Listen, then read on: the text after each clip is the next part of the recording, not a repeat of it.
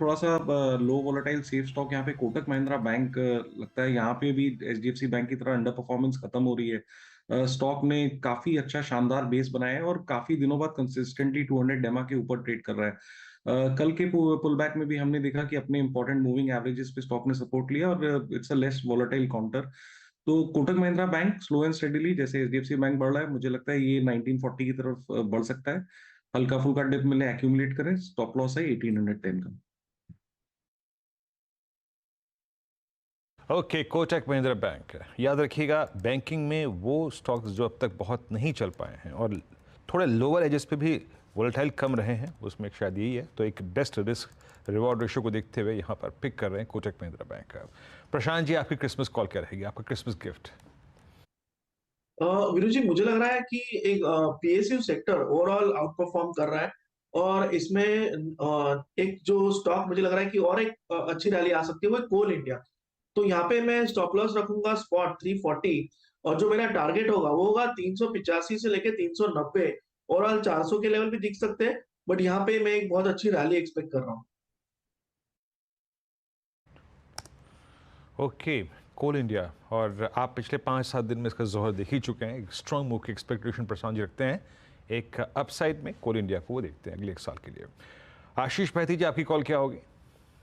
Virendra ji, LTTS में खरीदारी की सलाह रहेगी लार्सन टुब्रो टेक्नोलॉजी सर्विसेज में। जिस हिसाब से हम देख रहे हैं, परसिस्टेंट और बिरला सॉफ्ट और बाकी मिड कैप आईटीज ऑलरेडी अपने ऑल टाइम हाई टच कर चुका है।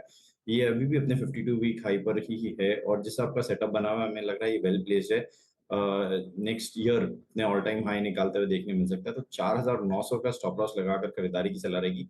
3 महीने का टाइम जरूर देना पड़ेगा, लेकिन 5550 का फर्स्ट लेवल और उसके बाद इवन ऑल टाइम हाई का जोन भी इसमें निकलता हुआ देखने मिल सकता है। तो एलटीटीएस में खरीदारी की सलाह। ओके, तो एलटीटीएस में खरीदारी की राय। राजेश सातपुते, बताइए क्या है क्रिसमस तोहफा? हर्षदा जी, देखिए, मुझे लगता है कि क्रिसमस का जो तोहफा होगा उसमें थोड़ी स्टेबिलिटी की भी जरूरत है, एक एश्योरिटी की भी जरूरत है और एक कंसिस्टेंसी की भी जरूरत है। ये देखते हुए मैंने आईटीसी को चुना है। वोलेटिलिटी में वो आप कह सकते हैं कि वोलेटिलिटी प्रूफ है ये। सो आईटीसी का अगर आप स्ट्रक्चर देखें, 440 450 ये इसका एक्यूमुलेशन का जोन है। तो आप इसको बाय करते जाइए, थोड़ा थोड़ा करके आप पोर्टफोलियो में ऐड करते जाइए।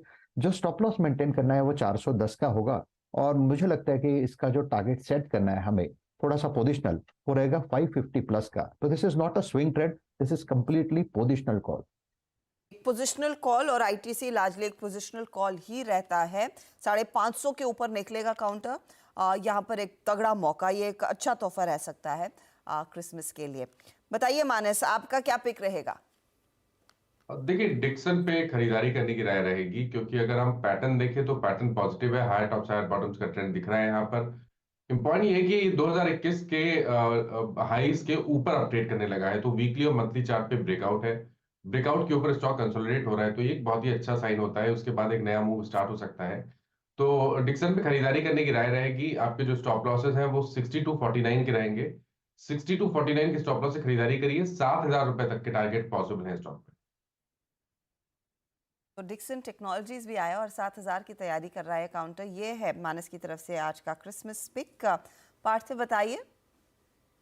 जनरली क्रिसमस की गिफ्ट बच्चों को दी जाती है, तो ये जो लॉन्ग टर्म इन्वेस्टमेंट का शेयर जो मैं रेकमेंड कर रहा हूँ, स्ट्रांगली सजेस्ट के बच्चों के पोर्टफोलियो में लीजिए, विच इज लिंडे इंडिया। देखिए, एक शानदार परफॉर्मर रहा है और एक अच्छी बात यह है कि अभी जो पेरेंट है लिंडे पीएलसी, जो ऑलमोस्ट $200 बिलियन का मार्केट कैप रखता है, आई थिंक वो इंडिया में भी बहुत बुलिश हो चुके हैं। अगर आप देखने जाएंगे तो उनकी जो एयर सेफ्टी यूनिट की क्षमता है इंडिया में, जो करीबन 10,000 टन पर डे है, वो ऑलमोस्ट डबल होने वाली है आने वाले 2-3 साल में, विच गोज टू शो कि जितना कैपेक्स उन्होंने इतने सालों में नहीं किया, आने वाले 3 साल में उतनी कैपेसिटी डबल होने वाली है। नॉट ओनली दैट, जो एग्जिस्टिंग एसेट्स है उसको ज्यादा स्वेट करके वो बहुत ज्यादा रेवेन्यू कमा सकते हैं। हमने देखा है कि स्टील इंडस्ट्री में किस तरह का कैपेक्स है राइट अप टू 2030। तो आई थिंक इंडिया बहुत उसका अच्छा प्रॉक्सी है। नॉट ओनली दैट, जो पूरे इंडस्ट्रियलाइजेशन की बात हो रही है जिसमें हाई मार्जिन वाले जो गैसेस होते हैं जो लिंडे सप्लाई करता है, जो वैल्यू एडेड प्रोडक्ट्स की हम जो बात करते हैं तो डेफिनेटली वहाँ पे भी कंपनी बहुत अच्छा कर रही है, whether it is automotive segment, whether it is manufacturing like mobiles etcetera. हर एक एप्लीकेशन में लिंडे इंडिया के गैसेस यूज होते हैं। उनका खुद का in house project engineering division भी है जहाँ पे ऑर्डर बुक सतत बढ़ रहा है और they are even bidding for international orders. तो ओवरऑल देखने जाए ऐसी कंपनी है जो इतना कैपेक्स के बाद भी उनके पास 1000 करोड़ की कैश है, कोई डेट नहीं है, और जिस तरह के प्लान्स है, I think this is a fantastic stock to own for the long run. Okay, तो यहाँ पर क्रिसमस गिफ्ट्स की जो श्रृंखला थी, ये लीस्ट रिस्क के साथ अगर आप देखें इन स्टॉक्स पर आपको फोकस करना है थोड़ा सा मतलब स्टैगर्ड वे में, नॉट एग्जैक्टली इन वन को।